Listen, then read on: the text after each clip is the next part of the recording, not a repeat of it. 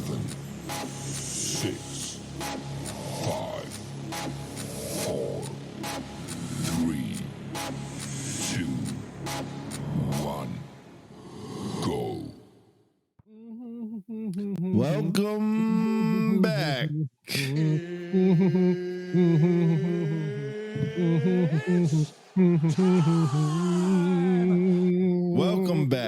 Welcome back to another show.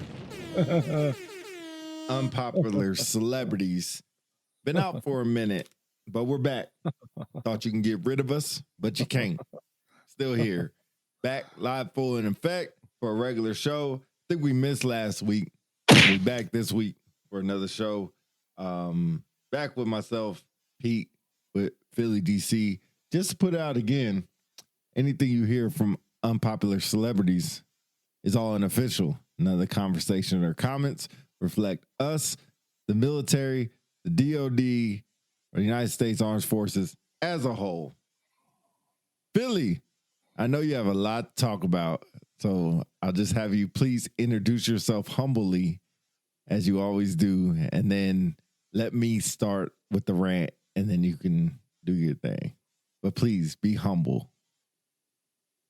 I can't stop smiling. Did y'all know why I can't stop smiling? Do you know? Maybe this will help.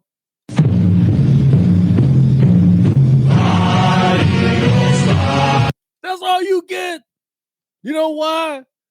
Because we are your 2025 Super Bowl champions. Sit down. Philadelphia Eagles. They are the Super Bowl champions. And all y'all that didn't believe in us, all y'all kept receipts. Every show, I can call every name out, but I won't. I will say that till later. I will say that till later. But first, let me bring it down some.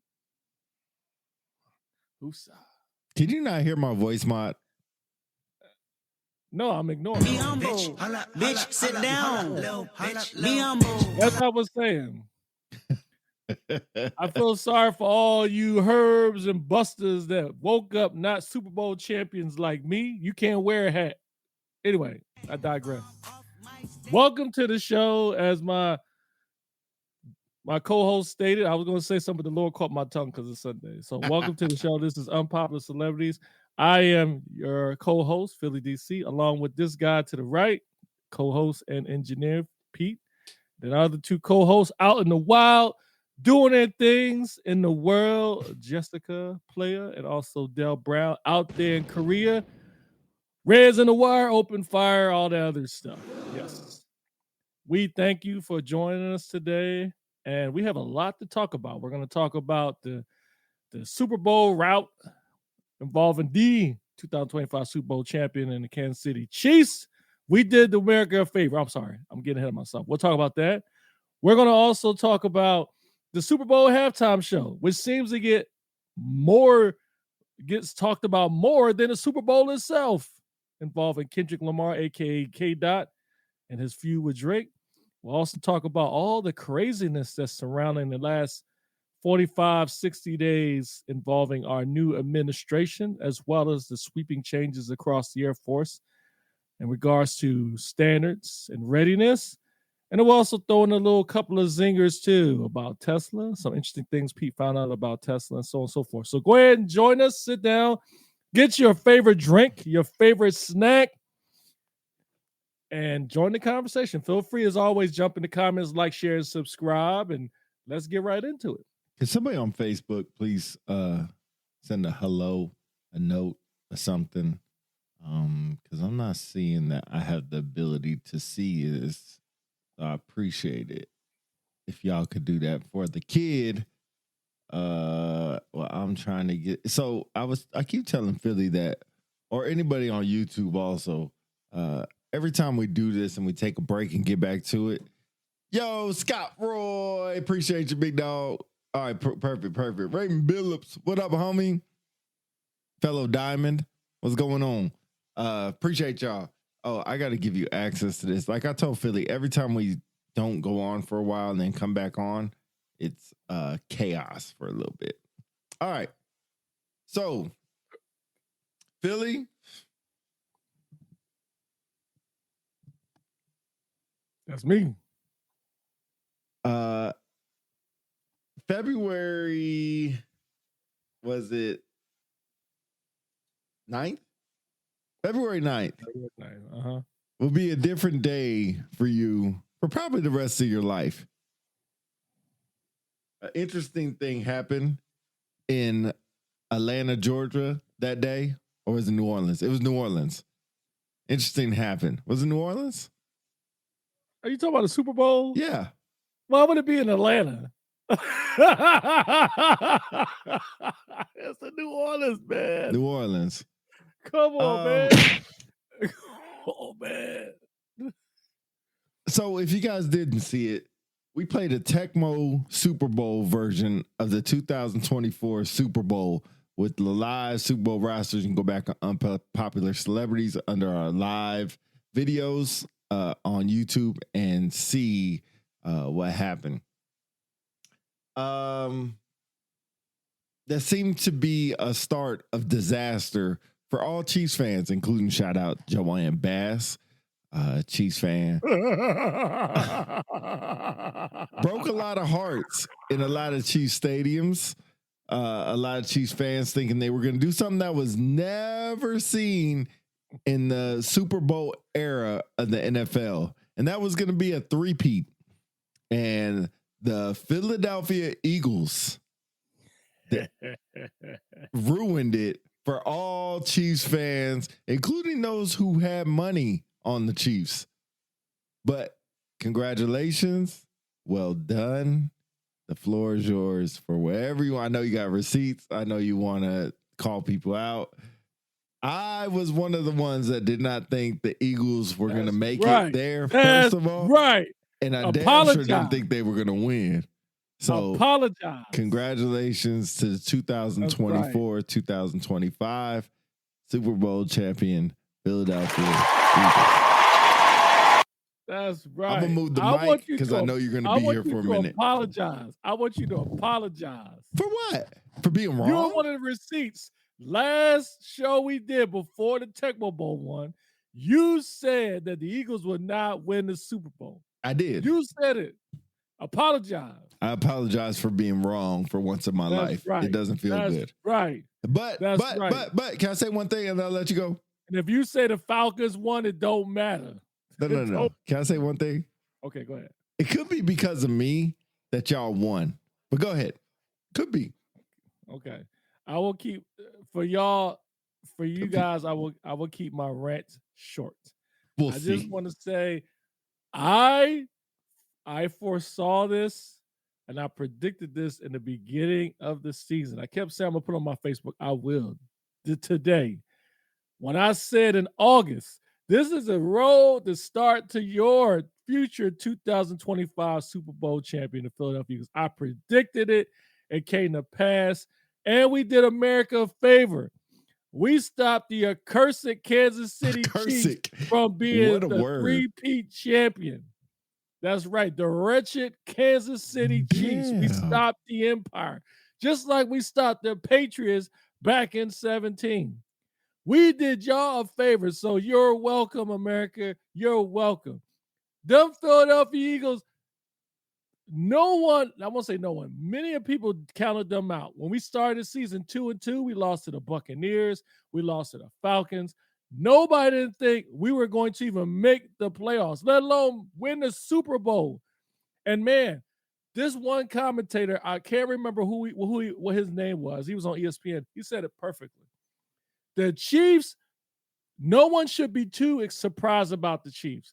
The Chiefs all year were winning by a hair. They weren't dominating folks during the regular season. They were winning like barely, either a block punt. I remember the first game against the Ravens. I think his name was Lively, the receiver from the Ravens. He stepped out of bounds by an inch. They would have won that game and many other games.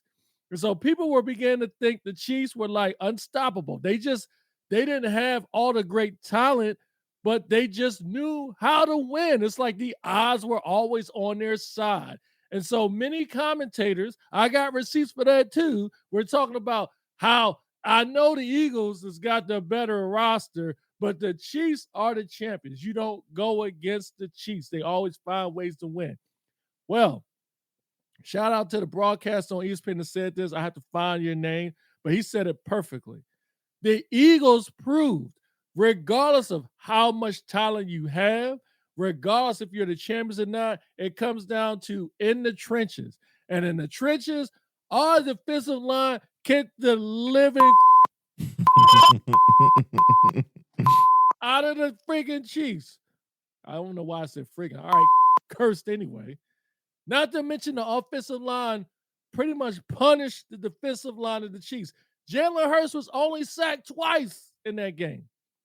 Patrick Mahomes, 6 times with 35-yard loss. And how poetic, the very last sack, Jalen Hurts pretty much sucker punched Patrick Mahomes in the face. That wasn't Jalen Hurts. No, I mean, my bad. Jalen Carter. Whatever. Jalen Carter. You don't get to talk about the Eagles. You ain't an Eagles fan. Anyway, as I was saying, I digress. I corrected you. That was poetic. The Eagles pretty much wanted it more. It was, I think it was, Fuzz, I can't remember his name either. I'll say this and then I'll move on. The Chiefs got too comfortable. They won 2 straight Super Bowls. They had 2 straight parades. They had all the endorsement deals. They were just chilling, enjoying life. And during the regular season, I think they were bored.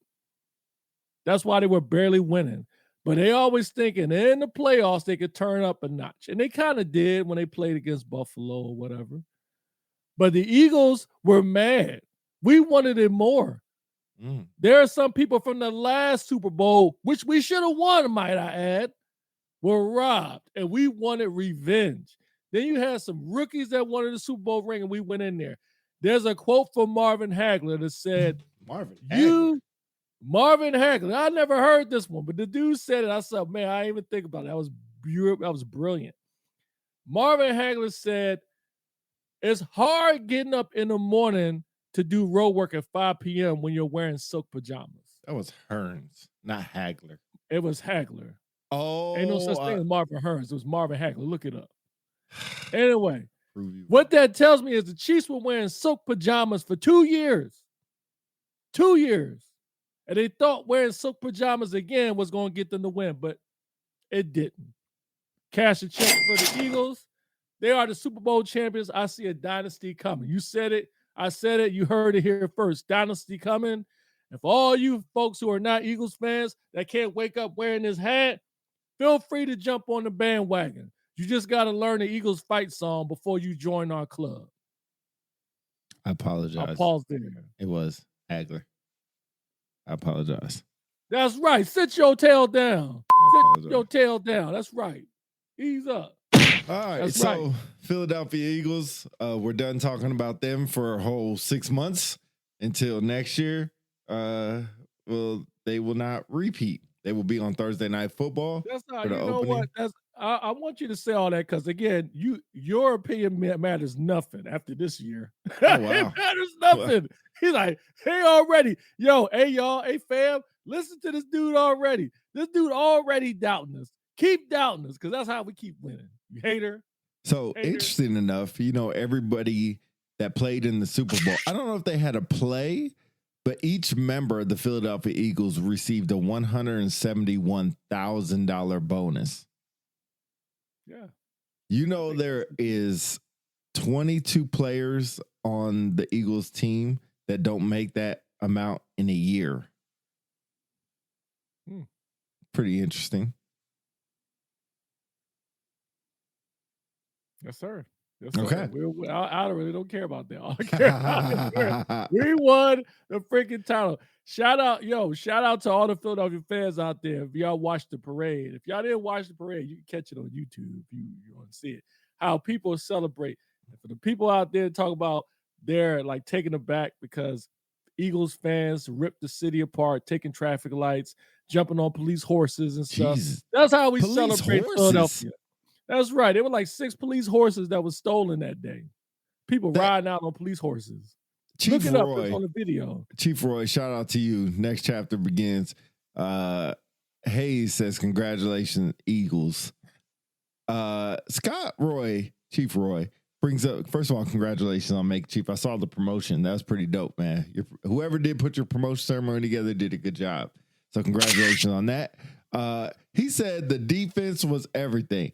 I called Philly after the game, after he was done with his live YouTube celebrating Facebook post video, which lasted about 4 hours, and said, I was pretty upset Jalen Hurts won the MVP. I think they should have had first time in history, co-MVPs, and just gave it to the whole defensive line. Because I don't think Hurts was the MVP. Your thoughts? Interested to hear the thoughts in the comments as well. I'll put it like this. I will admit, you were right to some respect. Thank you. When I thought about it and I looked at the stats, Jalen, when you look at the game, the reason why the Eagles won was for the defense. It's just the offense was able to execute because the defense played so well. Yes. When you think about the game, even the first drive the Eagles have, we didn't do anything. But the defense stopped them, Chiefs' first drive. Then the Eagles were able to score. Then it's like the defense held Patrick Mahomes and the Chiefs to like 11 yards, total yards, the first half. And Patrick Mahomes had 2 picks. Here's the problem with your analysis. Okay. Because you were the same person that said that when you give out the MVP, they always look at the quarterback first because they're touching the ball the most. Because I argued with you and said Saquon Barkley should be MVP. You said the reason why he won't win is because he's not a quarterback.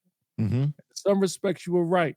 And the MVP voting, Barkley only had like 2 first-place votes. He was number 3 behind Lamar Jackson and Josh Allen. What I might add, did not end up in the Super Bowl again, but that's another story for another day. Mm-hmm.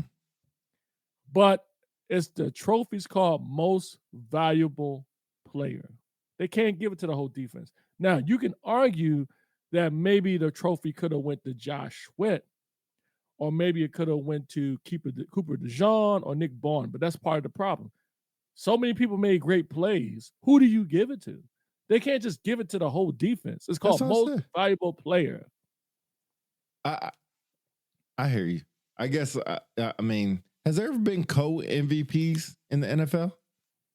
Some reason I think it has. For some reason, my mind, I'm going to look it up real quick, but for some reason I think it has. I know there's been co-rookie of the years in the NBA. Y'all in the that's watching this live, let us know in the comments because I'm not sure. I love how excited Pete is listening to DC talk about the Eagles. Thank you. How am I excited? I'm not excited at all. Wow, we did you a favor. Yeah, I wonder if there's been co-MVPs in the NFL.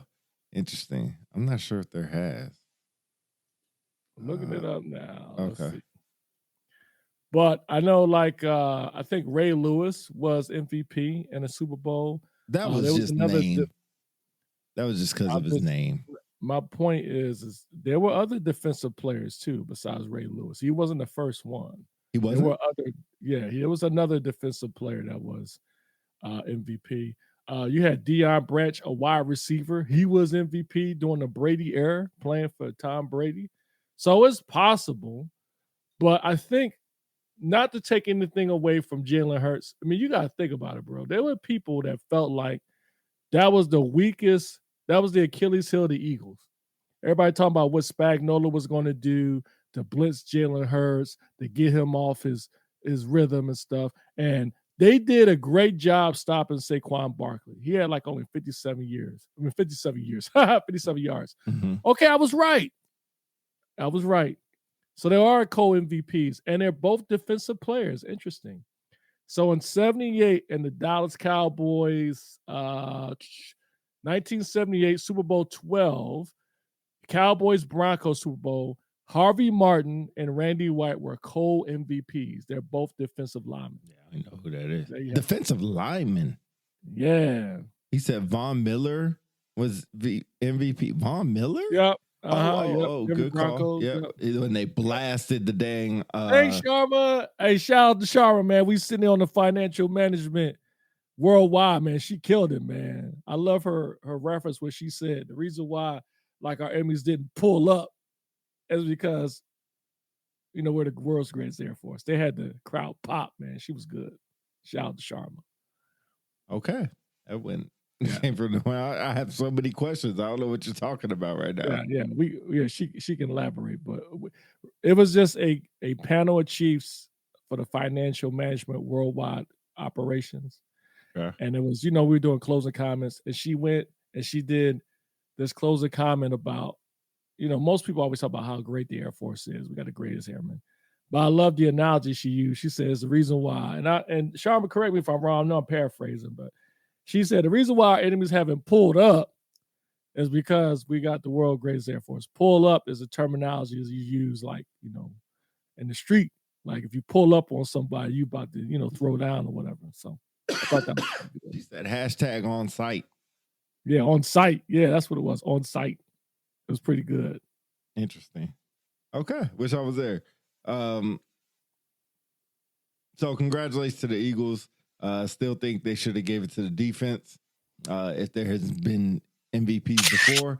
But I think everybody loves Jalen Hurts. So shout out to him. Good job, Jalen. Yes, sir. Yes, sir. Thank you. It was funny because do you think y'all get rid of not Spagnola, but who's y'all head coach? Sirianni. Y'all gonna get rid of Sirianni? No. He's stuck now. No. Now, hey, he's not stuck. If you remember, you're not an Eagles fan, you probably don't remember. But if you're an Eagles fan, Doug Peterson won the Super Bowl, gave us our first Super Bowl in 2017. 3-4 years later, we fired him. So we don't care in Philly. Either you do your job or you're gone. It don't matter if you win the Super Bowl or not. You're gone. I will agree with that. Y'all really don't care at all. We don't give two ducks. If you don't produce, you're gone. That is hilarious. Yep. All right. Let's move on. Talk about the Super Bowl halftime show. Okay. So if you all caught the Super Bowl, you of course caught the Super Bowl halftime show, unless you're not a fan of Kendrick Lamar. So Kendrick Lamar, aka K-Dot, which arguably is the best or the most revered, most popular hip hop artist, MC in the world today. And so I'm sure there's some fans of J. Cole or Drake that may disagree, but I would agree. Kendrick Lamar is the dude. He's that dude, that man in hip hop today. And there was a lot of controversy that Jay-Z, who has a lot of influence or controls what artist performs in the Super Bowl halftime show, told everyone that Kendrick Lamar was named as the halftime Super Bowl show instead of Lil Wayne, and it's in Lil Wayne's hometown, New Orleans. But anyway, so Kendrick Lamar comes out at halftime when the Eagles are blowing out the Chiefs, I might add. I'll throw that in there. Okay, Sharma says, yes, K-Dot's performance was beyond poetic. Hey, so before I go any further, Sharma made some good points too. She told me at the conference a lot of different things she noticed that I didn't notice that kind of changed my mind, but I'll get to that in a second. Okay. But anyway, long story short, K-Dot goes out there, he kills it, and there was a lot of controversy on whether he was going to perform the song Not Like Us. If you don't know what Not Like Us is, it's a diss song to one of the biggest hip-hop artists, Drake. And he teased us, and he delivered and performed a couple of bars from Not Like Us that sent the crowd into a frenzy. And so after the show and after the Super Bowl, there was a lot of mixed thoughts about whether his show was good or was it bad. So there was some folks on one side that felt like his show wasn't good because it was just a bunch of dancing. There was no pyrotechnics. There was a lot of different stylings and things of that nature compared to like the Usher show or the Dr. Dre show years prior. And then you had some other folks who's like his performance was brilliant. There was a lot of different thoughts in there, themes, different little digs at people and processes and stuff. And the last thing I'll say before I pass it over is Samuel Jackson made a guest appearance as Uncle Sam, which I thought he does a brilliant job. He's a phenomenal actor. And then special appearance by Serena Williams, who did the crip walk, which was all over the internet. Now everybody's trying to do TikTok videos of the crip walk. Okay, so I'll pause there. Hey, I love your symbols that you're putting up because the PlayStation controller, which I'm surprised you didn't talk about the most, was kind of the Easter egg, if you want to say, from his performance. And then it's, when he got done, it said like game over in the crowd, which was pretty interesting. Number one, I like the performance. I thought it was top 5. We talked about this afterwards. Personally, I thought it was top 5 best Super Bowl performances ever. So I did really enjoy it.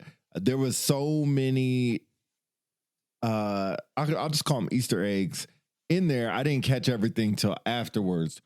The Serena Williams crip walking thing, I think Stephen A. Smith said that best, so I'll come back to that. I'm not sure if you saw Stephen A. Smith's comments about that. No. Wow. Okay. So I'll inform you about that right now. So Stephen A. Smith said it was if the reason that she got on that song, crip walking, it doesn't matter about the dance, because if you remember, I think it was Venus or Serena got ridiculed for crip walking during the Wimbledon when she used to play tennis. Yeah. So that was number one conflict with that, or controversy, not conflict. Number two is she used to date Drake. And so what Stephen A. Smith says, like, she's married now to somebody, but Stephen A. Smith said, if I was her husband, I'd be upset if she's up there still clapping back at your ex-boyfriend. Like, bro, you ain't over him yet. Like, we're married now. Like, basically, you should be over all your exes. Like, why would you go on there just to, seems like, show your ex up? Like, you should be over that. Should be done. You should be focused on me and you, not focused on getting back at your ex. Thoughts on that? Interesting. Do you agree or disagree? I disagree. Really? I don't think no, I disagree. I mean, for one, we don't know that was the reason why she was in the performance. No, you're right. Serena Williams has been shown at different venues or events crip walking. And she's from Compton, right? I think she's from Compton. Yes. So that's what they do, right? So I don't know. Wait a minute. That's not what they do. That is an area of Compton that might happen in, but it's not like a Compton dance. But let me rephrase. Oh, okay. Do you know anybody from Atlanta crip walking? I don't know everybody in Atlanta, but I'm sure there's somebody out there. Do you know anybody anybody from Philadelphia crip walking? I don't know. And for you and for those who may be listening, where usually crip walking is originated from? It is Thank you, Sharma. Yeah, it is from LA. Thank you. Now, as I will finish. Now, as I was saying, no one knows that was the real reason why she was doing it. As Sharma said, she did it in Wimbledon, and her husband was happy she did it. So the issue is, it just seems convenient that she is up there with Kendrick while he's doing Not Like Us and crip walking. Mm-hmm. So one might put 1 and 2 together and say, oh, she's doing an extra dig at her husband. Now, I remember there was a couple not of her husband. news out, well, not her husband, but Drake. Yeah. There's a couple of news outlets that said, oh, look at Game Over. And she got Serena Williams crip walking on Drake. So I don't know. I'm a little surprised at Stephen A. Smith for saying that, but I mean, I could see why he would put 2 and 2 together. Yeah, I could. If from his logic, I agree. I didn't even move this dang thing. From his logic, I think the real question is: Do y'all think that was an appropriate venue to throw a jab at Drake? From her or from Kendrick? No, from Kendrick. Oh yeah. Because before you answer, there was a story that the NFL actually, after the performance, apologized to Lil Wayne for not selecting him to be on the show. I saw that. Well, I saw reports of that. Why would the NFL do that? Do you think it's because they felt sorry, or they saw after Kendrick's performance, they was like, we made a mistake. We should have got Lil Wayne out there. Yeah, I think, I'll be honest, I think they should have had Lil Wayne out there. The Super Bowl's in LA next year, have Kendrick for that. But Kendrick is hot right now. Lil Wayne hasn't came out in a while. I mean, Lil Wayne's still Lil Wayne, but in my personal opinion. But yeah, Drake dated SZA too. That boy dated everybody. He ain't like Common though. Common been all over the place. Nah, that's true. Common been all over the place. Common is a relationship ruiner. Like Erica Badu got ruined because of Common and Andre 3000. But yes, Erica Badu has never been the same since then. Now he's dating Jennifer Hudson or something like that. Yeah. Scott Roy said her husband clapped back. What did her husband say? I missed that. But he must clap back at Stephen A. Smith. So yeah, I think it was a good performance. I think there were so many Easter eggs. Wearing the under the lowercase a, referring to A minor, was a dig at Drake that some people put together. She said comments for the streets. Hey, that boy stay in the streets. But yeah, I think it was a good performance. Yeah. Like I said, I think it's top 5. And I already told you 4 of the top 5: Prince, Michael Jackson, Bruno Mars, K-Dot.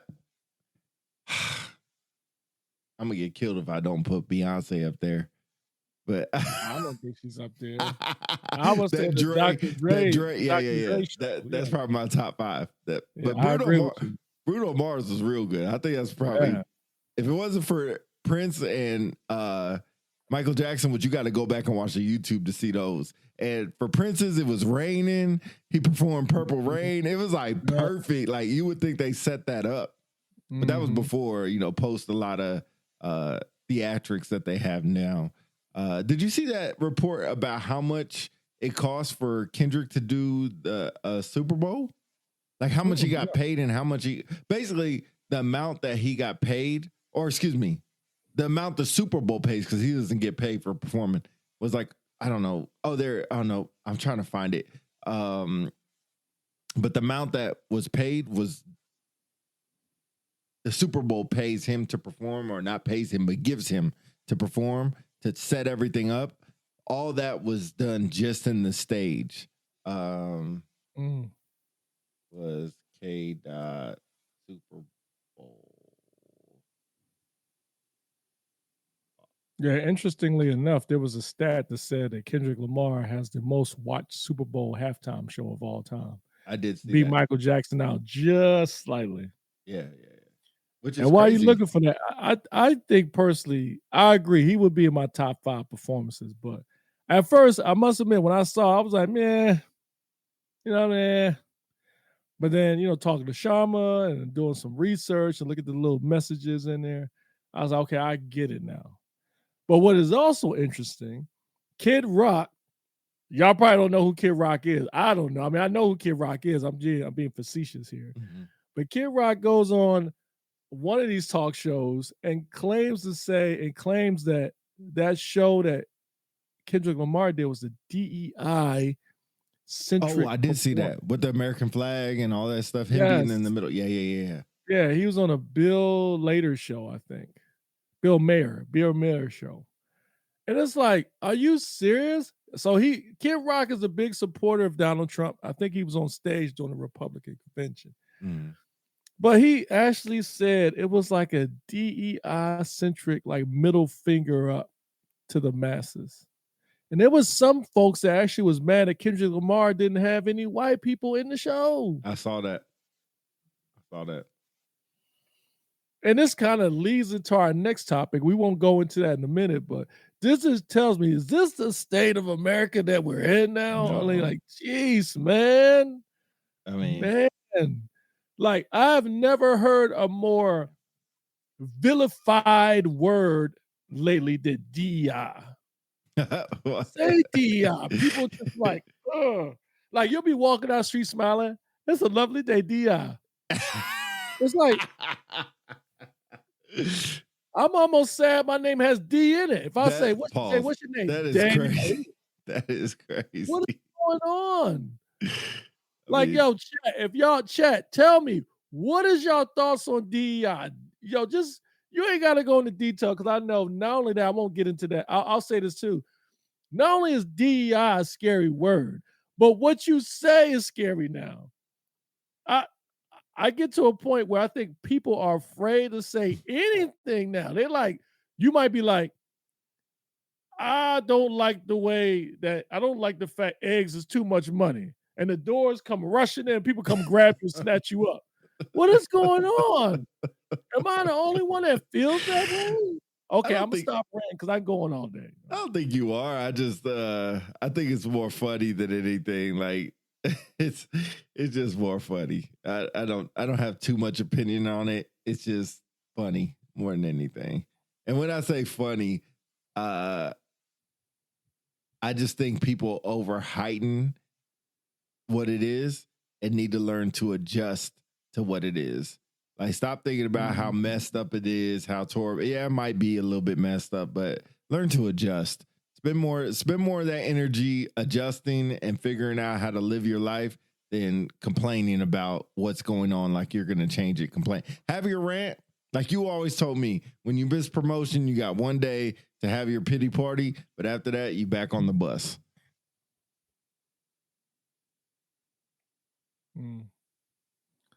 I don't know. I guess that for me, the thing that's concerning is I think there are a lot of Americans feel like every day they're living on a cliff. They just don't know when the rocks underneath them is going to fall out and they're going to fall. Because there's like so much change that's going on. And I won't say all of it is bad. Some of it is good. But case in point, like all of these federal workers that are getting dismissed from their job. And let's be honest, like America, we spend money like it ain't nothing. I mean, we're the richest country in the world. Are we still? But yes, I don't know, but I would think we are. Go ahead. I think we make more money than China. We spend more money, 3-4 times more in our military budget. I know that much. The United States is one of the wealthiest countries in the world. GDP. China has the second largest. Yeah, you might be right. By economy. Yes, you're right. Okay, so we spend money like it's nothing. We have a lot of programs we spend money that are wasteful. I mean, don't get me wrong, like F-35. F-35 is a phenomenal weapon system, but look how much money we spent on that thing. That's just one example.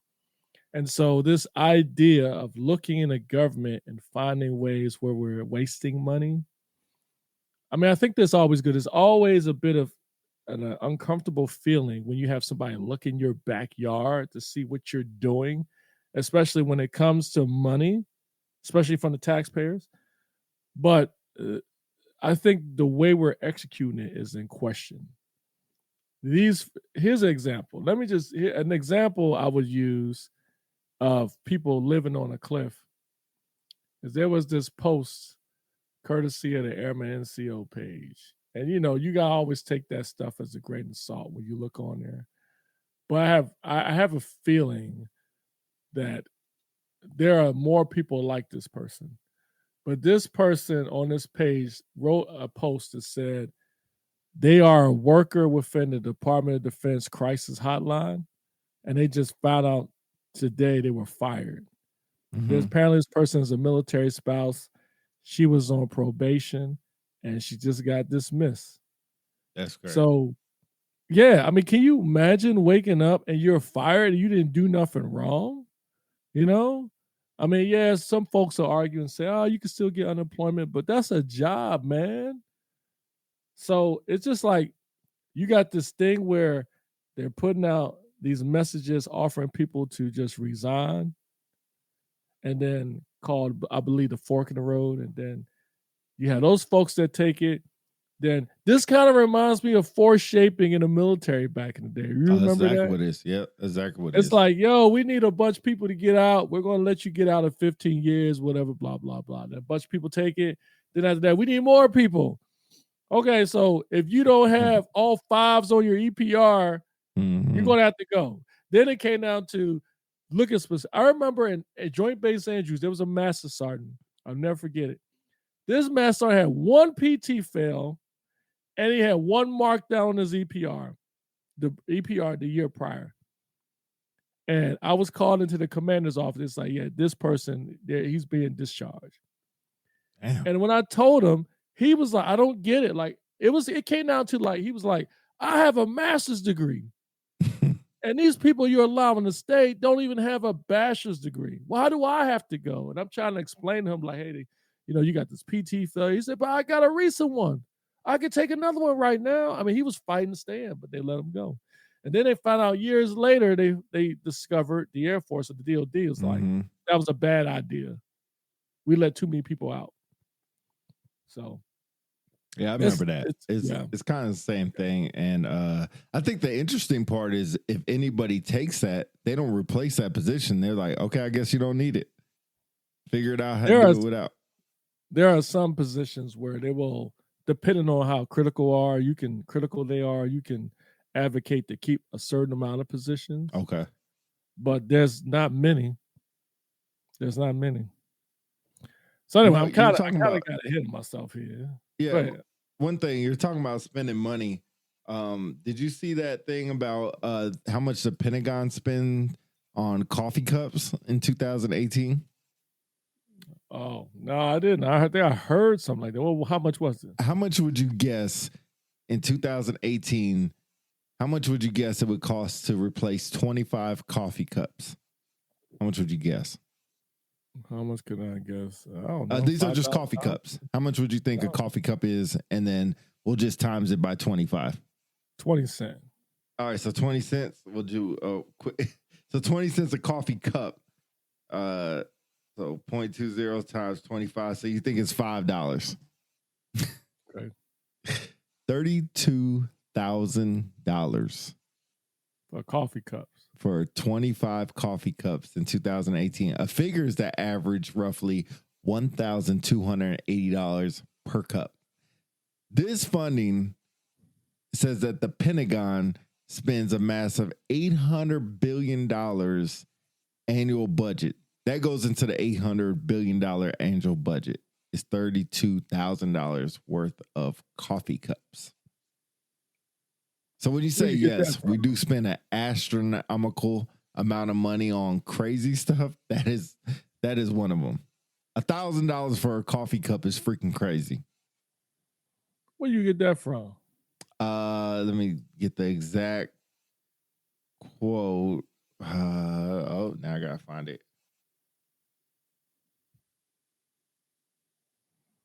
Because here's my argument. Our current president, was he not in the White House when we were spending that money? Oh, yeah. So Yahoo reported this. Okay. We were overpaid by 8,000%. Just because you were in the office and you did nothing doesn't mean you can't do anything now. I will say that. But I guess to your point, there is some benefit of doing a deep dive into our government to save money. My concern is there are some programs or initiatives is hurting some people. Again, like your federal workers, man. Like, there's got to be a better way. I mean, I can't imagine. Can you imagine someone like who wakes up and then all of a sudden their job is gone and they did nothing? It's like Thanos. You just click you snap your fingers, you're gone. You know. That's kind of what it is. Being a GS employee was almost like a gimme where it's like you would need an act of Congress to be gone. And it's just like that, gone. Mm-hmm. Anyway. I think they said the Air Force spent over $150,000 in soap dispensers. Is that bad? Oh, $150,000 in soap dispensers? Why is that bad? That's an astronomical amount of money for soap dispensers. How much do you think they should have spent? 100,000, or I'll say 50,000. I mean, you got to think, how big is the Air Force and how many bathrooms they have and how many areas? Remember, this is probably during COVID. It might have been during COVID, right? I think it was. And even if it wasn't during COVID, there has been an emphasis of making sure people are taking care of themselves hygiene wise to prevent the spread of diseases. There's a No. It was in Uh-huh. 2024. A 2-year Okay, that's what I'm audit by the Department of Inspector General found Boeing overcharged the Air Force by 8,000% for soap dispensers that the service paid $149,000 over market price of the selected 46 separate parts that were scrutinized, blah, blah, blah. Audit Air Force overpaid about $1 million for 12 of the C-17 transfer plates. Okay, so there's a lot of overspending. Basically, Boeing just got us. Boeing got us with the okie doke. Yeah. Okay. So moving on, I guess that kind of leads into my next topic that I would love to get into is the more initiatives or decisions being made that I think has caused kind of a what's the right terminology? I Uproar? can't think of it right now. I guess in some way, like case in point. I'm sure you're familiar with the order from the president to bring back 8,000 active duty and reserve service members that didn't take the COVID vaccine. I thought they had the option to come back. Yes, I'm sorry, the option. Okay, So there was okay. executive order signed on 27 January 25, allowing members who did not take the COVID-19 who were discharged to come back with full back pay and benefits. Now, here's the kicker. Interestingly enough, I didn't notice that if you voluntarily left the military, you can still come back, but you won't get back pay. Isn't that interesting? So how many people Yeah, actually only got if kicked you were out? discharged. Yeah. They said over 8,000 people. They said over 8,000. I don't know how many of those volunteered versus how many of those that actually was discharged. But here's my argument. And here's a thought for you guys and for yourself. I'm curious to hear what you think. Mm-hmm. Some people, there's one side that believes the order to take the COVID-19 wasn't a legal order. Then you had some that believe it was not. Then you Okay. had some people that believe it was a legal order. What do you think? Was it a legal order in your opinion? Yes. And why is that? Because there's nothing immoral, illegal, or unethical about telling somebody to take a shot that was mandated. It was mandated that at the time that all members of the armed forces, I think, I'm thinking here, so please give me grace. At the time, I think it was mandated we all get COVID shots. So that seems like a lawful order to me. Yes. Just like, go ahead. No, and I agree. I think what message does it send when you allow folks who disobeyed a lawful order to come back and get back pay and all that stuff? What about the folks who took the shot? Right. There are probably some folks who are like, you're a dummy, you took it. Yeah, you know what I'm saying? Like, what happens the next time, God forbid, a lawful order comes out and they be like, oh, well, you don't have to take it.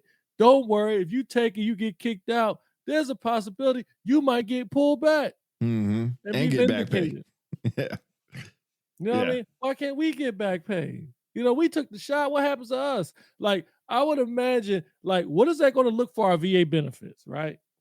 Hopefully we'll still have some. But anyway, how does that look for our VA benefits when they look it up and say, you took the COVID vaccine? That's a good point. You know, because like there's a reason, I would imagine there's a reason why they're bringing them back. And they're telling them like, hey, you didn't have to take the COVID vaccine, so we're going to pardon you and bring you back.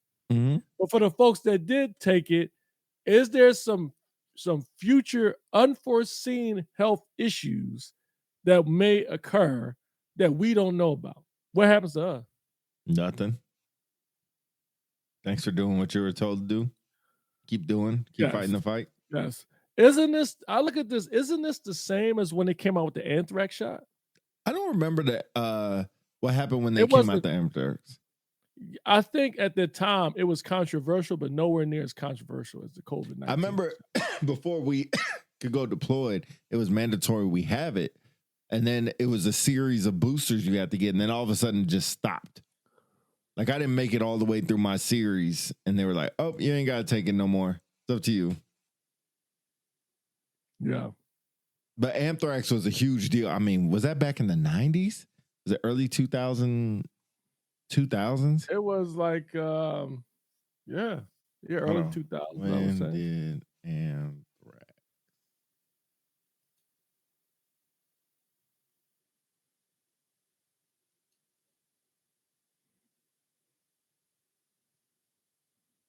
(2001) Anthrax attack in the United 2001. States brought the disease to public attention. The attack occurred. Yep. Yeah.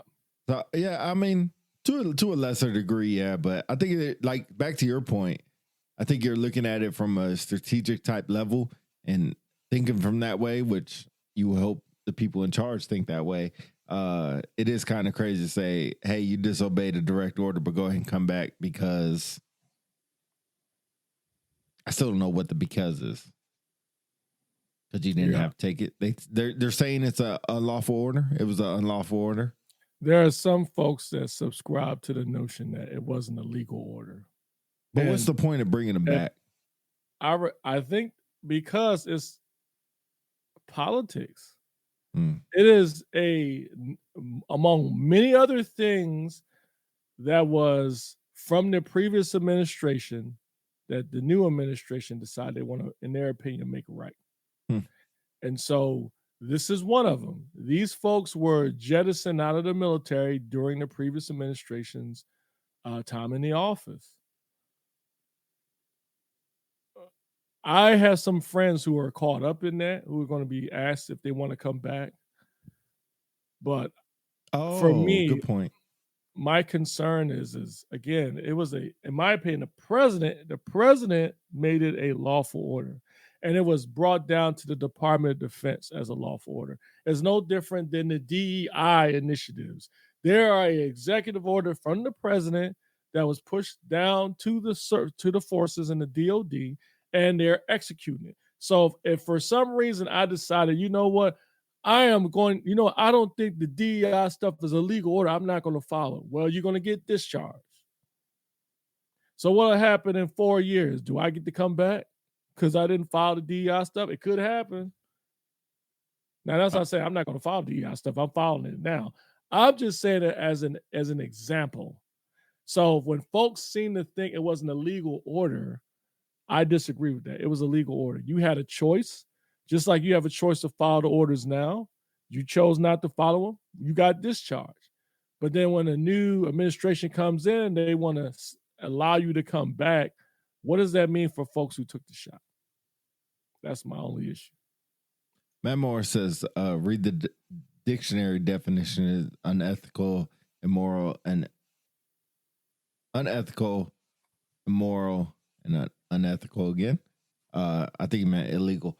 But it's kind of vague. Like, it just says, so if you look up immoral, it says no morals, not moral, conflicting with general or traditional held morals or principles. It was immoral for her to tell a lie. Let's just ask Matt Morris outright. Matt Morris, do you agree it was a legal order or not? I'm curious. I saw Sharma's comment and said those who didn't want the vaccine requesting an exemption. I agree. Yep. And there were people that did it. Yep. Why do you, whatever 8,000 that decided to get discharged, decide you don't want to follow a lawful order or legal order, however you want to put it, and then you get to come back with back pay? Something about that don't seem right to me. I don't know why. Something about that don't seem right. Immoral. It just don't seem right, man. You're right. You know, like there are times when you're going to get orders in the military that you're not going to like, and if you don't follow them, that's the whole purpose of the military: following orders. Mm-hmm. That's one thing. All right, we want you to cut your arm off because you're going to be affected if you walk outside. That's something different. Even then, you can decide to not take the order. You're going to get kicked out. Simple as that. Mm-hmm. And I would argue the people that got kicked out, they knew or understood the decision they were making. Oh, yeah. They said, you know what, not for me. And they said, okay, well, you can You can exit. Cool, they exited. And I don't know how many went off into the civilian sector and got jobs and all the other stuff. But they probably wasn't even thinking about the military. There probably a couple of people that were like, oh, my military career ended because I didn't follow a legal order, or they thought an illegal order. Anyway, my thought process. On an interesting note, something totally different. I know you're going to be like, but in the world of AI, I find it interesting. Did you hear Elon Musk said on Monday he's going to come out with Grok, Grok 3, which is a chat box, and he describes as the smartest AI on Earth. So Monday night, 8 o'clock Pacific time, there will be a demo of the Grok. And this model was trained over 100,000 NVIDIA GPUs and was reported value at $4 billion. Anyway, Monday night, if you want to watch that.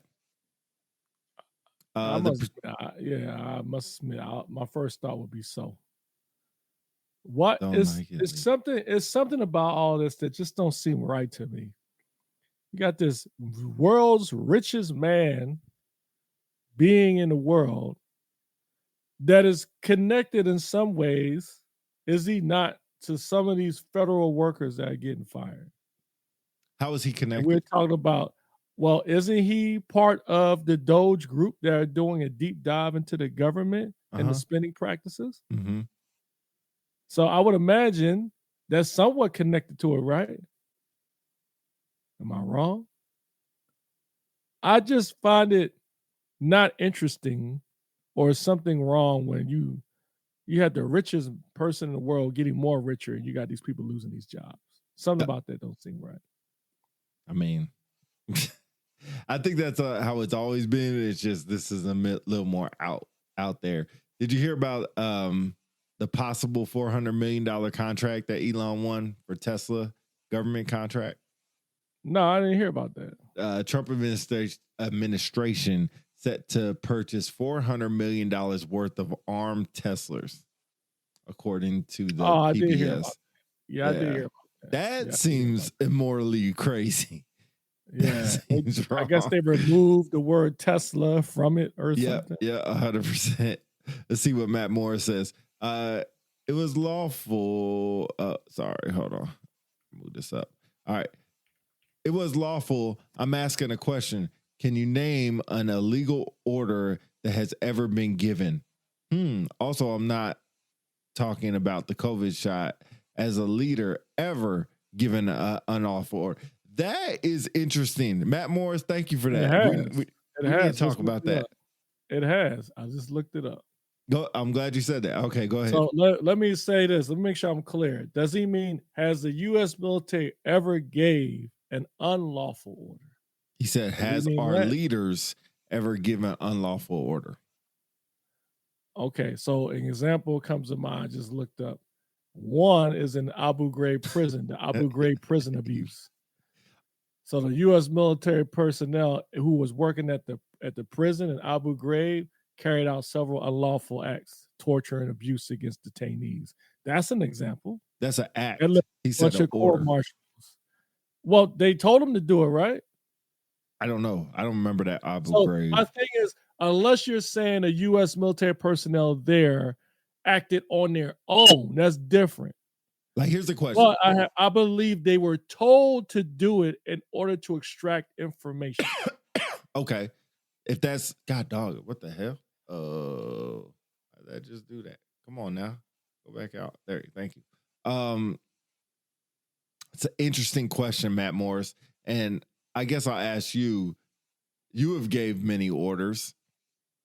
Have any of them been unlawful? That's all through interpretation. I don't think so. That's why I think Matt Morris was asking that question. I think it's all up to interpretation. Like, I wouldn't say that necessarily, because there are some that's clearly, like, for instance, if I tell you to shoot a civilian, right? I mean, I would think where is there the part of, or a thought of, Is it lawful or unlawful? You're shooting a civilian. Now, somebody might say, well, what's the Civilian story doing. behind the civilian? Mhm, Did the civilian commit a crime? Blah, blah. I'm Mhm. talking about if I order you, hey, I saw this civilian crosswalk, shoot him. Is that not unlawful order? Yes. That's unlawful order. I would say when they come that easily, that simple, that would be an unlawful order. But I would think none of the orders come off that simple. Because I think those are pretty easy to say if they're unlawful or not. But something like everybody will get the COVID shot, is that lawful or an unlawful? I disagree. I think that's a lawful order.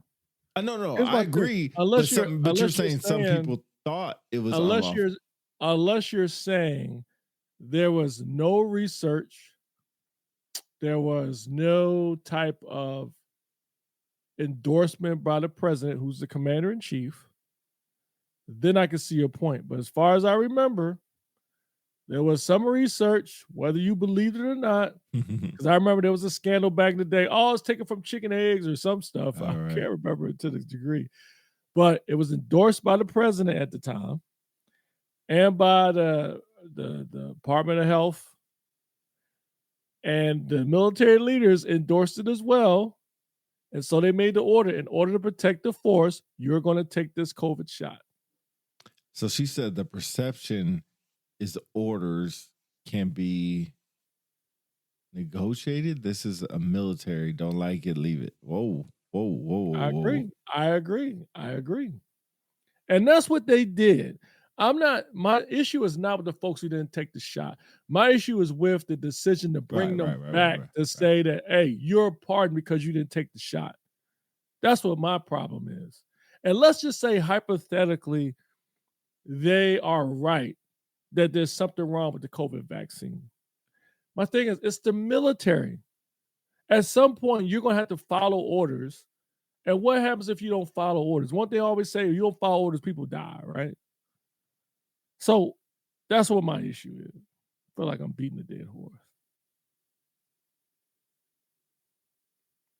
There's a lot of different times the military. So let me ask you a question about that. And this is just your opinion, right? Your opinion. We didn't talk about this before, so I'm throwing that at you. Say you with the main expression that we always use is take a hill, right? To go attack the enemy.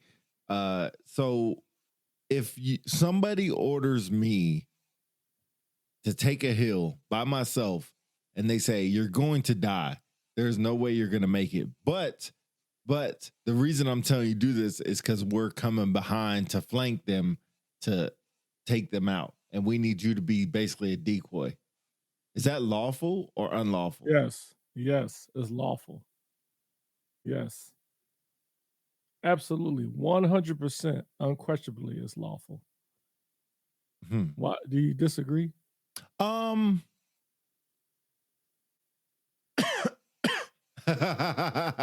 She's quoting A Few Good Men. Great quote. People don't follow orders. People who don't follow orders, people die. 100%. Great movie, by the way.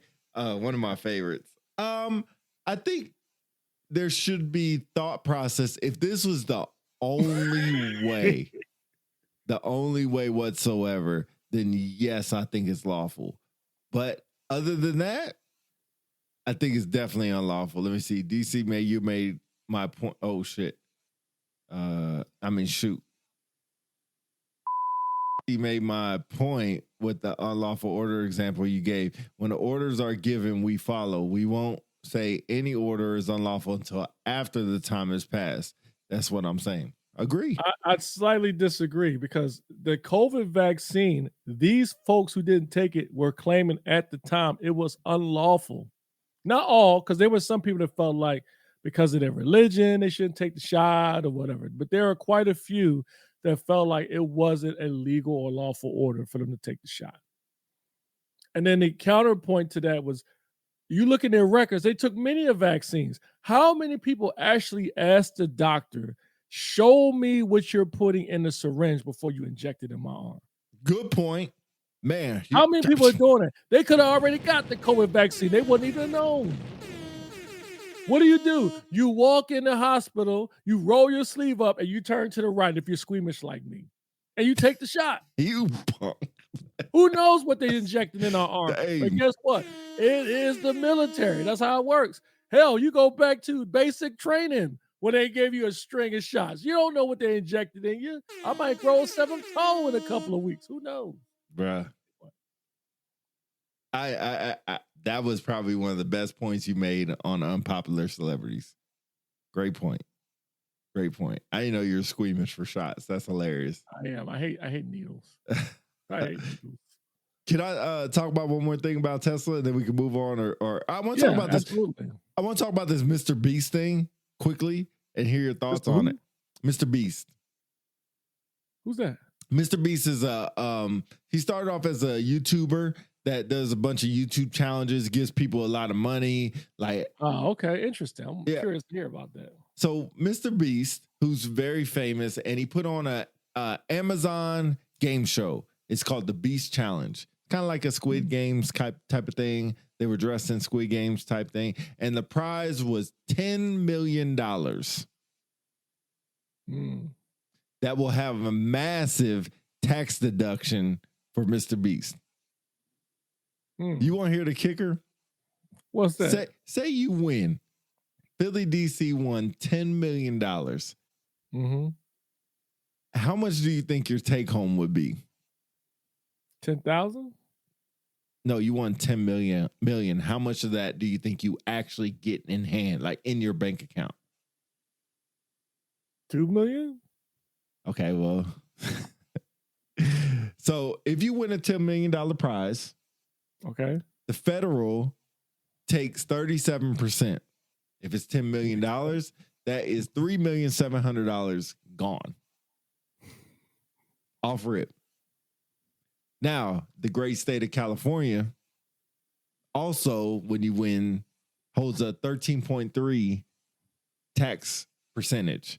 That's $1,330,000 gone. So of this $10 million that you won, you actually take home about $4,900,700. Oh, see, I was close. $4,907,700. Yeah, I think I'm saying that right. I find that very interesting that Mr. Beast gets a huge tax deduction for doing that. And when you win, you get taxed a crap ton of money. It goes back to analogy that, you know, when you get paid, you get taxed. And then when you buy things, you get taxed again. So you basically get double taxed every time you do anything. Right. Somebody put it in. So how does he get a tax break? Because I think they classify as a donation. I think. I'm not sure exactly. You would have to ask the tax person, but anytime you do anything like that, you basically a tax deduction. I guess it makes sense. So these YouTubers, like you said, that had these giveaways, they could claim it on their taxes. Yeah, same thing we do for unpopular celebrities. Oh, for all the T-shirts and everything, those are all giveaways. Give out more T-shirts then. Yeah. But it costs money, make money. But yeah, the good thing is we're not getting a lot of money by doing the show, but it's kind of crazy. Somebody put in the comments, what do you expect? The government got to buy 25 coffee mugs for $32,000. But interesting point. Let me see. The Beast game. She said, I'll take that payment in increments. So, hey, that's another interesting question. Real quick. If you could hit the lottery, would you take an outright payout or would you take increments? Increments. Really? Really? I don't need it all at once. Yeah, I'll spend it all. I'll possibly spend it. Give me increments, man. Like a paycheck. That's right. Give me increments. I'll spend it all.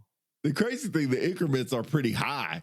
It's like, but you're getting taxed per increment. I'm like, tax me all at once. Yeah. Like, tax me all at once. Interesting. I didn't think about it that way. All right. Tesla story? Yes. That's interesting. So I drive a Tesla. Hey, y'all, Tesla. put in the comments if y'all drive a Tesla. I'm curious. I mean, I drive a Tesla. Love my Tesla. I think it's the best vehicle ever invented. Debatable.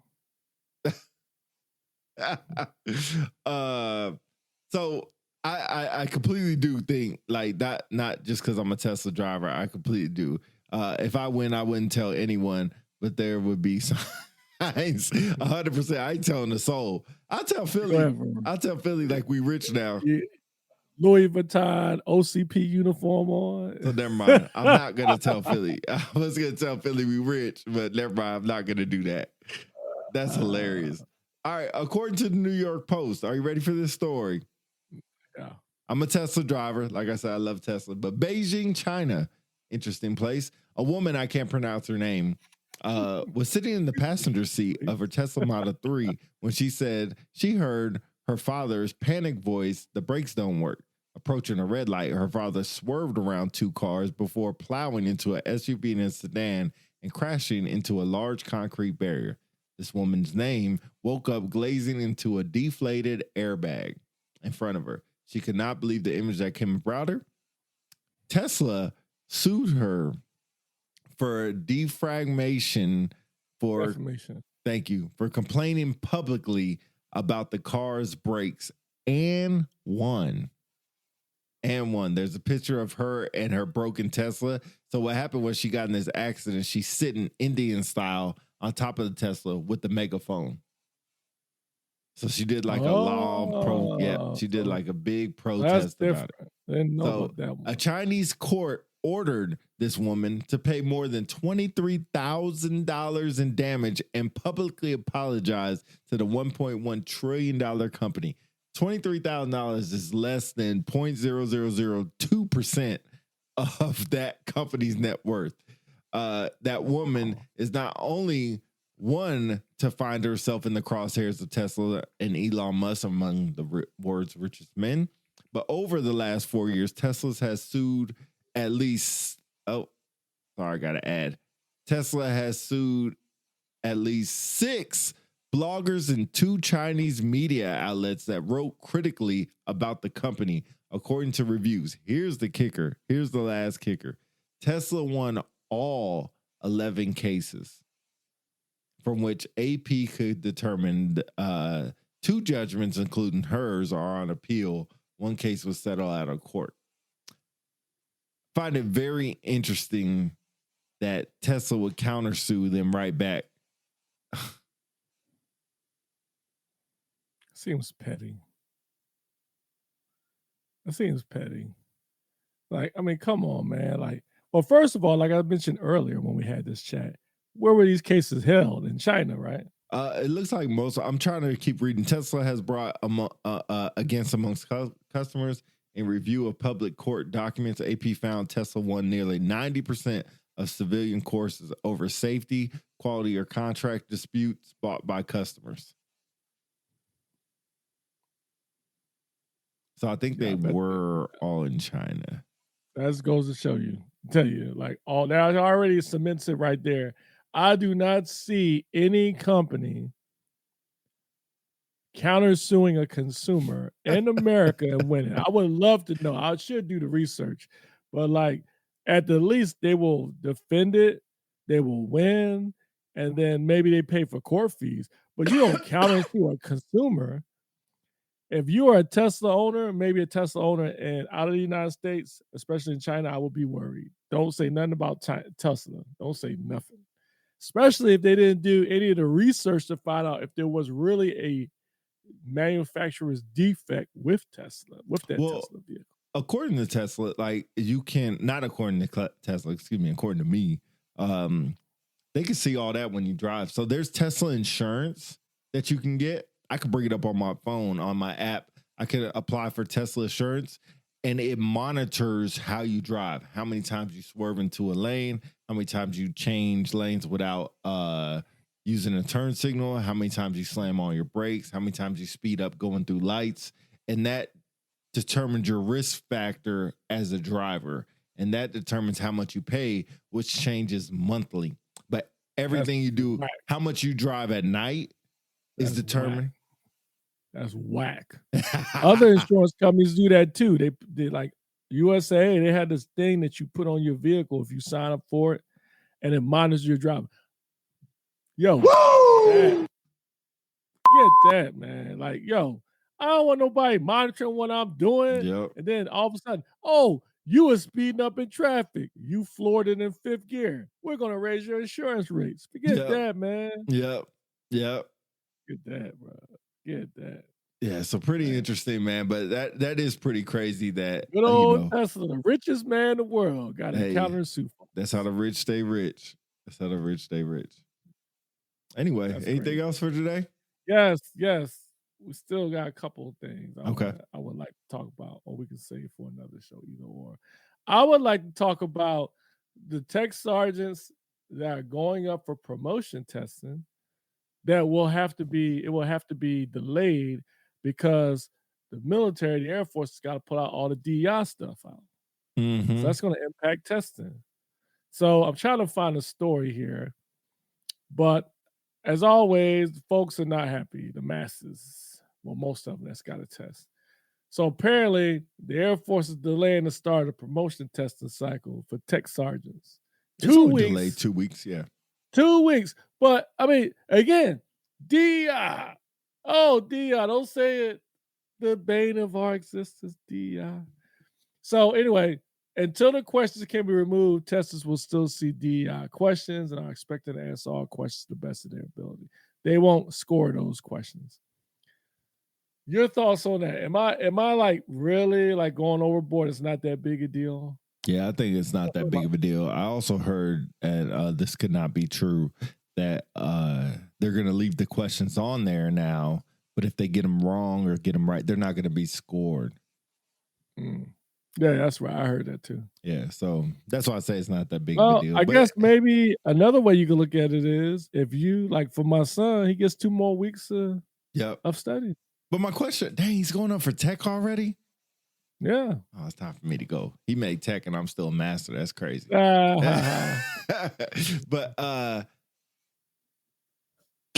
I'm trying to think, like, what was a DEI question?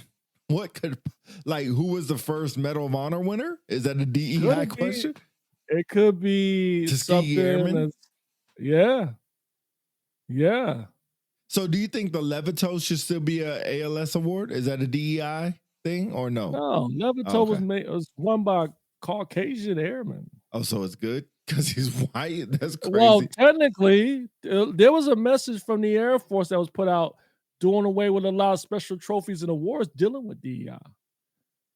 Let me see what she says. For example, like Chief Fred Archer, Roy Wilkins, the big award. Yeah. How do you say her first name? Shamar? I think it's girl, please forgive me if I pronounce it wrong. Is it Sharma or Sharma? You said the same thing twice. Is it Sharma or Sharma? Yeah, it could be pronounced to you. Curious to see what captures under this DEI umbrella. Some saying the first African American or first female is fact, not DEI, but I could see why it would be removed. So Esther Blake is gone? No more Esther? Maybe. It could be, Esther Blake. She said that's correct. Yeah. Again, it's like you walk down the street, you smiling. Yeah, Sean. DEI. Man, not the scammer. Come on, man. Stay off the view, bruh. Please nobody click that chat.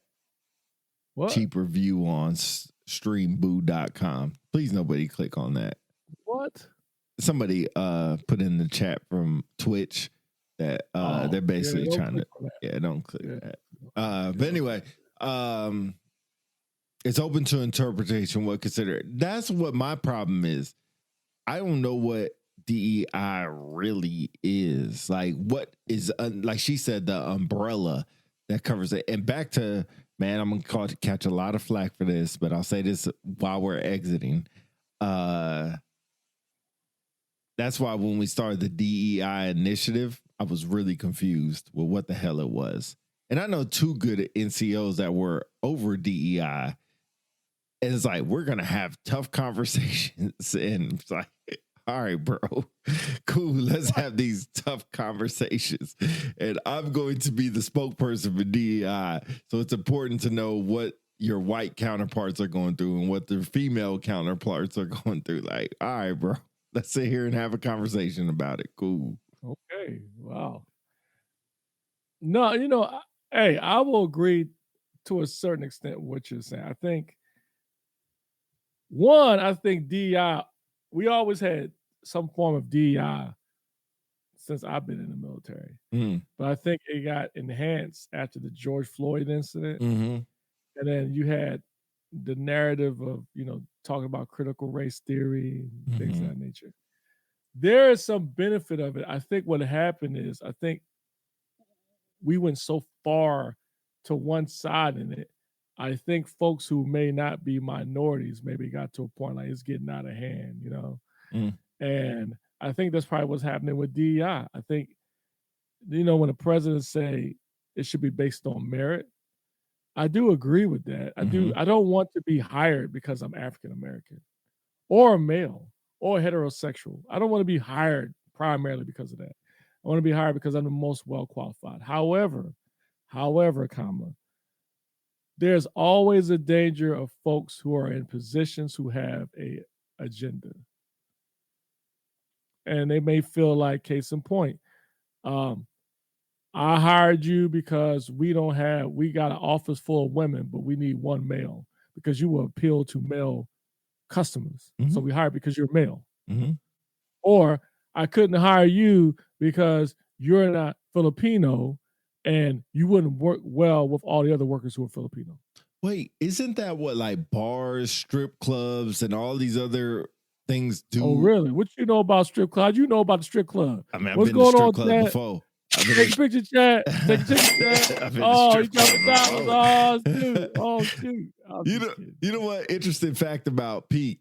I've been to probably 4 strip clubs in my life, 5, maybe 5 in my whole life. More than me. I have not spent more money than just the cover charge. I'm not surprised. You old cheap bastard. I have not thrown $1 or gave somebody $1 ever in my life. I'm not surprised. Not happening. Not happening. Not happening. Yeah, I remember. Yo, I ain't gonna lie. One day we went for my boy's retirement ceremony. He wanted to go after his retirement, which is cool that he likes that stuff, whatever. So I happened to have $100 in my pocket, like a $100 bill. So it's $20 cover charge to get in. So I paid $20. You know, they gave me back $80 in ones. I was like, man, what the hell am I doing with this? You gonna be funny to say, bro. I ain't throwing this nowhere. $81 bill. So you know how much money I took home? $80 in ones.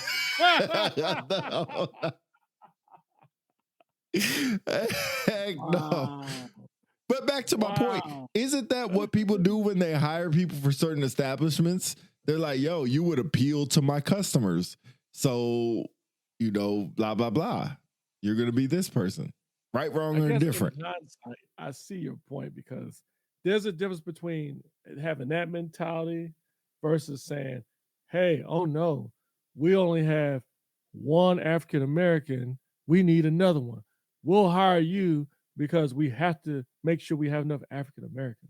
So I guess there's some differences in that. I think DEI goes far beyond, in my opinion, hiring practices and also just ensuring that folks have a bit of fairness when it comes to opportunity, right?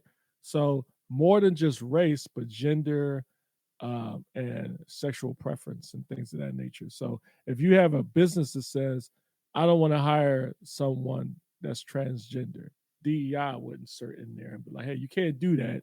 Discriminate somebody because of their sexual gender or preference. But with DEI gone, you don't have that no more. They don't have to do that. But so I see. Go ahead. I'm listening. Go ahead. I think my qualm with that, I think it's going to happen regardless if it's a thing or not. He said, wait a minute. Are you saying cabarets are the equal opportunity employer? Who's cabaret? I think cabaret, Cabaret. I don't know what that is. I think cabaret is like a form of a strip club, maybe. Oh. Sharma, tell us if we're wrong or not. I don't think cabarets are not equal opportunity. If you weigh 412 pounds, well, maybe this is niche for you, but they're probably not going to be a strip. I don't know.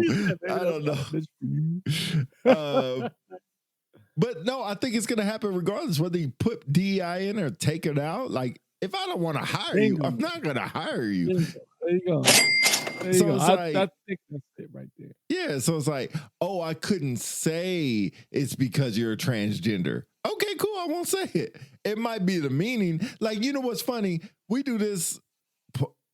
Wait, let me stop. It could possibly be happening in the military since we were in. Like, the Army makes a big deal out of having to take a photo before they get promoted. And they were like, oh, you're fat, so we're not going to promote you. Move it to the side. That's DEI. I wouldn't say that. That's standards, right?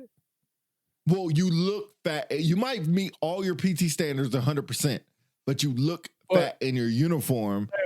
If they have a written standard that says you have to meet a certain standard of No, they meet the standards. appearance. No, wait a minute. I'm sorry. talking about the way they look in uniform. Like you have first sergeants who want to be first sergeants that meet the standard. But if someone looks at their picture and they say you look too fat in uniform, they won't push them forward. Right. So that happens, but they won't say that. They won't say it. Well, maybe they will. They tell them, yeah, they say it. Oh, okay. They say it. Well, now I guess They you say just it. can't say it. Well, no, I'm sorry. Back to you can say it. So if you could say, wait. If you could say it before, that wasn't a DEI thing. No, I don't think that was DEI. I think So that's I just, guess it would be like if you're think going for a job. If they said, like, say, for instance, you are you go up for an award or for a job, and let's say you have a disability, right? Then I think DEI would be involved in that. I think that's always been a thing. What's that? That you couldn't hire or you couldn't tell somebody because of a disability they couldn't do it. They couldn't get hired for the job. But that's now I can under say the it. umbrella of DEI. Now you can pretty much not hire somebody because they have a disability, and you won't be no issue. Okay, cool. There won't be an issue. I don't see a problem with that. I really don't see an issue with that. So what if they said we ain't gonna hire you because your hairline's jacked up? Okay, I'll go find a job somewhere else. You wouldn't be upset? No. Dang. I would be, you know what? Let me stop. I would be upset. I would be pissed off, but that's not going to get me hired. And then back to your point, I don't want to get a job just because of my skin color. So it's 50, it goes, you're trying to balance the ways. Like one hand, I don't want to walk into a job. You got 30 other people more qualified than me, but they're like, you know what? We got to hire one African-American in Philly, DC. Congratulations. You're the first African-American we see. Ding, ding, ding, ding. You're the winner. And you get to get a job. And 20 other people are upset. It's like, yo, I'm well out qualified as person. So I understand that avenue. And I also understand the other side where they're like, I just don't like the way you look. But like, I'll give you a perfect example. Man, I'll give you a perfect. Way back in the day, I applied to work at Best Buy before I ever started the military. Way back in the day, 25 years ago, something like that, almost more. I had a boy that worked at Best Buy who got me into the first interview. This 3-part interview that I had to go through, like a group interview, personal interview, and then I had to go with the manager. I didn't get hired. My boy tells me, he asked the manager, like, why didn't he get hired? Why didn't you hire? He said, I could tell by the way he walked, he was lazy. And I didn't get hired. Wow. He said you can tell by the way he walked. He's lazy. How did you walk? So here's the thing. I wanted to make sure I wasn't going to trip and fall. What did the manager look like? He's I mean, I remember this dude distinctively. White dude, tall, probably like 6'4". Mm-hmm. He had a beard, glasses. Right? Yeah. And so my thing is, if this is true, you know, there is a stereotype of African-American folks that we are lazy. Yeah. And if he had that bias already, you are already doomed from the first start. I think that's where DEI comes into play there. But anyway, at least I think. Yeah, I think, but kind of. I mean, obviously, it affected me some type of way because I never forgot that story. Like at the time, I was like, "What in the hell?" But like Here's I my said, thing. what you gonna Here's do? my thing. I can get with the merit part. My issue is the elimination of milestones in history that celebrate minorities. That's what my issue is. DEI should not have nothing to do with the Tuskegee Airmen or Esther Blake or anything dealing with milestones by minorities. There's a reason why we are the minority. That's why it's rare. You know what I'm saying? Like when someone pulls out a stack of bills and you see 10, 20, $10, $20 bill, $50 bill, but you see a $2 bill, you be like, oh wow, this person has a $2 bill, y'all. Look, everyone, he has a $2 bill. And somebody say, what's the big deal of that? Are you serious? It's a $2 bill. How many people? You got a $2 bill? Do you? How many people in a crowd of 50 has a $2 bill? Not many, right? But when somebody see a $2 bill, they get excited. Wow, it's a $2 bill. To me, I see that as the accomplishments of folks who are minority. The other day, I saw a post, the U.S. Marines after 246 years had their first black 4-star general. A female too, right? No, it's male. Oh, okay. And so people will get in the chat and say, I'm so tired of this. Who cares what race he is? Blah, blah, blah. The issue is it's a celebration like, hey, it's a first. It's a first. Now, if you use that as a means to hire somebody or put somebody in a position, to me, that is the issue. He should have been hired, and I hope he should have been hired because he is the most qualified, not because he will be the first African American. Yes. So in the end, my rant is I can get with the merit piece, merit-based. But when you do away with, our first, the Tuskegee Airmen, one of the first African-American pilots, Eugene Bullard, when you do away with that, you're doing away with history. What are you trying to tell people when you don't want them to know that information? Wait, I don't know what you're trying to tell them to answer your question. It wasn't important? I don't know. That for them to take it out? Or yeah. I'm answering your question. You said, what do you think is the mindset when somebody takes it out? Why would they think or imply that's not important? That's why I don't understand. I don't understand. It is important. Like case in point, right? We know, and in the books it'll say, who was the first president? George Washington. Who was the 5th president, 10th president, 12th president? So when they get to former President Barack Obama, what are they going to say? Right? When they get to General Colin Powell, what are they going to say? My thing is, if you don't want it to be a narrative where we say the first this, first that, I got it. But I got that. Take away the knowledge of the history. It's still a milestone. If you don't want to put down Eugene Bullard, the first African-American pilot, right?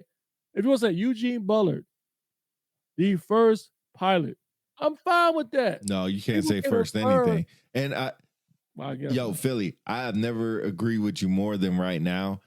You know how I am about this first crap. I think it's all just, man, I could be the first person that did a handstand while arming up with an M9 pistol going to work. Like, I mean, you could make a first anything. So I think when we do it, it got back, like you said, pushed the pendulum too far. And now they're pushing it back. And as you push it back, you take out some things that shouldn't be taken out because you're trying to gauge this all the way back or pull it all the way back. But at the same time, if you're saying, what's his name, Eugene Bullard? Eugene Bullard, yeah. If all he's known for is being African-American, was he the first black pilot? He was the first African-American pilot. He was originally from France, actually. Okay. So if all he's known for is being the first African-American pilot, then there's nothing substantiated there to keep him in the history books, in my personal opinion. If Esther Blake was just the first female, there's nothing significant in there to keep her in there. Now, if you're talking about somebody like Rosa Parks, who not that she was the first black woman to sit on the front of the bus. She took a stand and said, I will sit on the front of the bus. That's the important part. Not her race, not her gender. It's what she did. Did that help out with future genders and races? 100%. But my thing is focus on the event and don't focus on just the color or sexual orientation or whatever, sexuality of the person. I think there's a difference though. If there's something that leads to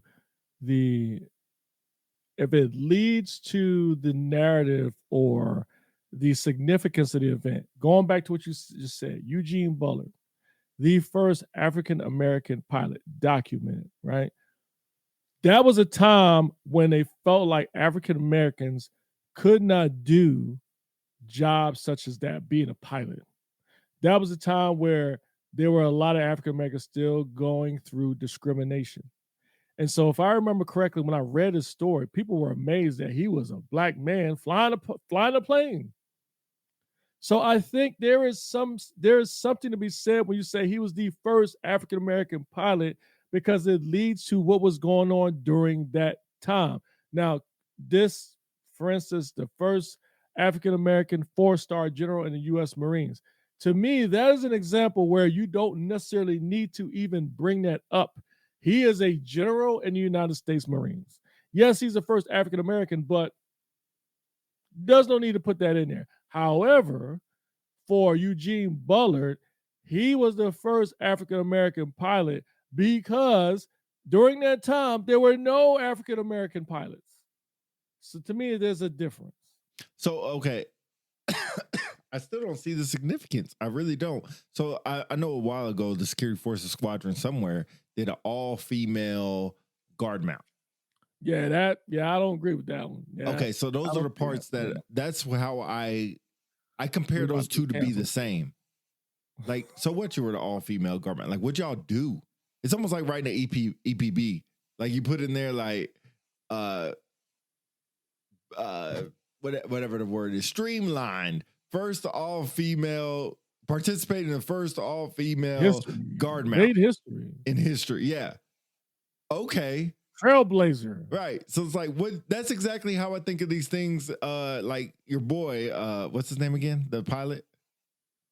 Eugene Bullard. Yeah, you made tech, man. You should know this. Anyway, like Eugene Butler. I must have missed that. Bullard. Butler, whatever. Jimmy Butler's the only Butler I know. Bullard. Bullard. Oh, Bullard. Anyway, insignificant. Like, if you like, my thing is like Levito, he's important for the act that he did. He's not important because he was just a young guy on a plane. He's important for the act that he did. As an A1C, which doesn't really matter to me, he just happened to be the right place at the right time, did the right thing, or wrong place, whatever. But that's why it's significant to me about the award. But if there's a Esther, what's his name, Bullard? If there's a Eugene Bullard, okay, Eugene Bullard award, or if there's a Esther Blake award, I'm like, for what? Wow. Wow. Why do I always amaze you? Wow, man. Like, here, you get the Eugene Bullard award. Eugene Butler was the first African American pilot, and the winner is Philly, DC. It's like, might as well make a Dominic Peterson award. Wow. Like, so I am wrong. I will apologize to the audience. He was born in America. He was born in Georgia, Columbus, Georgia, but he flew for the French Foreign Legion. So I got that mixed up. Yes, he's the first African-American pilot, but he flew in France for the French. Oh, that's but crazy. He was born in America. So when he was in America, they wouldn't allow African-Americans to fly. So he went to France as a teenager, stowed away on a ship in Europe, and settled in France. That's when World War I broke out. He joined the French Air Service, which soon started flying combat missions for the Lafayette Flying Corps. Oh, cool. So to me, that is significant because, again, yes, people hate to hear the first African American, the first female, the first Asian American. I think, to your point, it has blown out of proportion. Mm-hmm. To me, in this sense here, it is significant and important to recognize, yes, his achievement was not only was he the first African American pilot documented in history, he was a war hero. To me, that deserves being highlighted. However, I don't care if he is the so and so is the first African American hockey player. I don't care. I really don't care. Right. But if Esther Blake, the first female to join the U.S. Air Force, I do care. I think that's significant. Okay. And back to, I'm going to mispronounce her name again. Sharma. Thank you. First are significant and historical. They aren't weighed the same. And that's how I feel about the Esther Blake. You are the first. Okay, cool. Don't care. Wow. Like, it does not move my needle at all. Where's my thing? The views represented by that's my like, you know what? You my dog. But if they said, we're going to put Philly, D.C. in history for being the first 6'4" African-American command or 3-time command chief master or chief, what are you? Command chief from Philadelphia. Because he's the only 6'4" African-American 3-time command chief from Philadelphia. So we're going to put him in the history book. I mean, technically, I am the first African-American command chief in IMSC. Okay. Boom. I don't care. Boom. I don't care. That's huge. Hey, wait. We have a historical figure inside Unpopular Celebrities. I'm sorry. Great. Command chief. Sorry. So let me walk this back. Let me walk this back. So, case in point, Joanne Bass was the first female chief master sergeant in the Air Force. Don't care. Now, okay. Now, for her, she cares.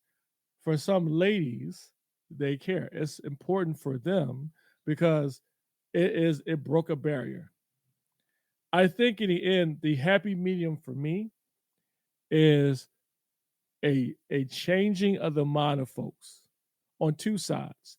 One, you have the crowd that gets irritated when they hear first fill in the blank, minority or African American, Christian, first transgender, first gay or lesbian. You fill in the blank.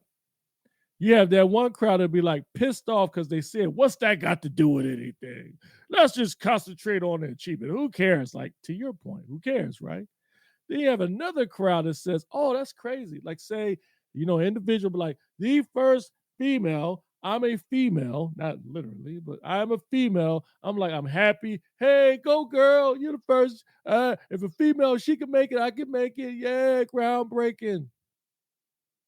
People just need to just ignore the noise and allow people to have their moment and forget about it. Who cares if you get upset? You don't like the way it's said in the headlines. Scroll past it. And if you're the person that do care, don't get mad because nobody else doesn't care. Okay. And just leave it 50-50 and just go from there. Because I can see both sides of the coin. Case in point, good example is when the Eagles drafted Cooper DeJean and they had Reed Blankenship, and they had Reed Blankenship. People were like, oh my God, they don't usually see white cornerbacks in the NFL, especially who are good. They called him, actually, he's a cornerback. He's a safety. He's a cornerback. Oh, here we go. That plays DB. Oh, you talking about Reed or Cooper? Reed is a safety. Cooper is a cornerback. Okay. All right.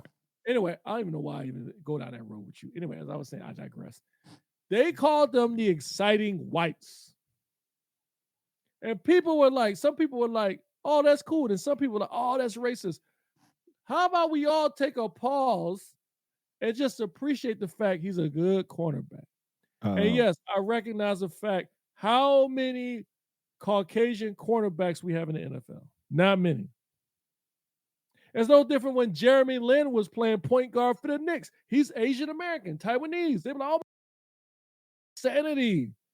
But there were point guards who was just as good as him. But it's still significant that you had an Asian American point guard who was playing for the Knicks at a high level. How about we all just take a pause and just look? If you don't like it, scroll on. If you do like it, you celebrate that fact. Simple as that. No matter what happens, it did happen. No matter what happens, that individual is still the first African-American 4-star general in the Marines in 246 years. No matter if you don't like the way it was headlined, it still happened. So great soliloquy. Right now you are frozen. And we're trying to get you unfrozen. Okay. So you had the same face for the last 5 minutes. I'm gonna disconnect you. Can you come back in to the thing? Yeah. All right.